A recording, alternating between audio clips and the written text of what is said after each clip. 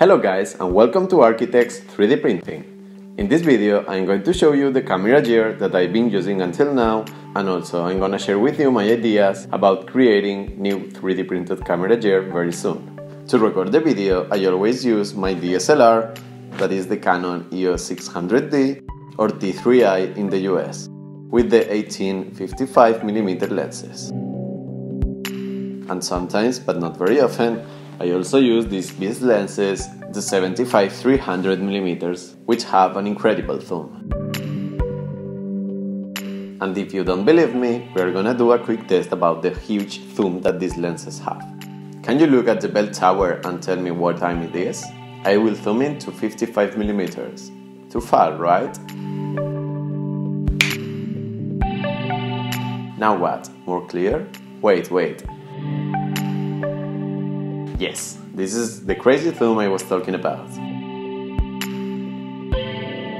Apart from the DSLR, sometimes I use this little action camera to record the time lapses of the printings, and I even use the iPad in time-lapse mode, what brings 720p clips that look quite good. For audio, believe it or not, I don't have an external microphone, and to improve the sound quality that is coming from the 600D, which has a lot of echo and noise, I just record my audio using voice notes in my iPhone 6 that I have here. Later, I only have to synchronize both tracks in Final Cut, and that works fine for me. Alright, so that's all for my recording devices. Now, to keep the cameras in place, I'm gonna talk you about the stands. Believe it or not, I recorded like the first 10 videos with this little 3D printed tripod that I made a while ago. I downloaded it from Thingiverse and modified it a little bit, adding a very simple quick release plate that I designed. And I also adapted it to hold the action camera while doing time lapses, as well as the iPhone. It is totally foldable, reducing its size, occupying a very small space. You just have to add some screws to the 3D printed PLA parts and it will be ready to go. I will let you the link to the Thingiverse file down in the description in case you wanna build one for yourself. This tripod has been very useful for me since it is very small and portable. I even took it in my trip to New York last summer and I carried it in my pocket every day ready to shoot. A month ago, I could take my tripod that I had back in my home country and bring it to Germany. It is a Velbon EX-330, pretty reliable and cheap since now you can buy it for around 20 to 25 bucks. It is made of aluminum, so it is very light and easy to carry, with this little bag that was included in the box.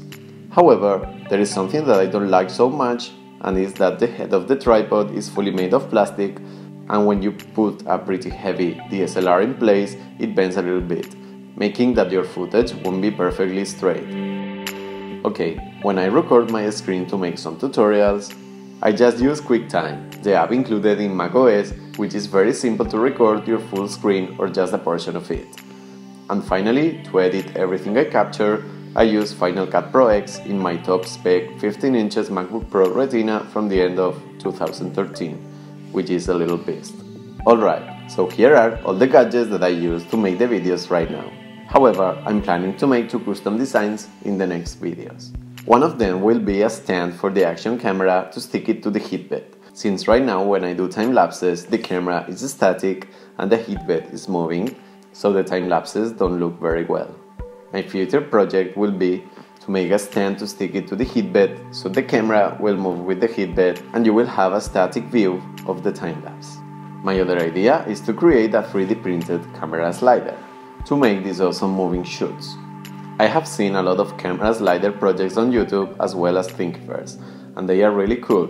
Some of them are motorized and some others are manually controlled.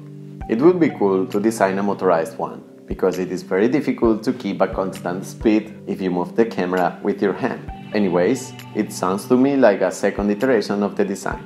At the moment, I bought some materials to make this project, and I will bring one of those projects next week.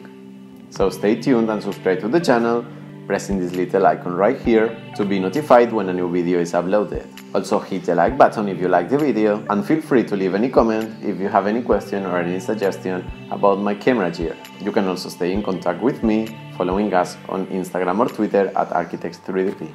Alright, so see you on the next video.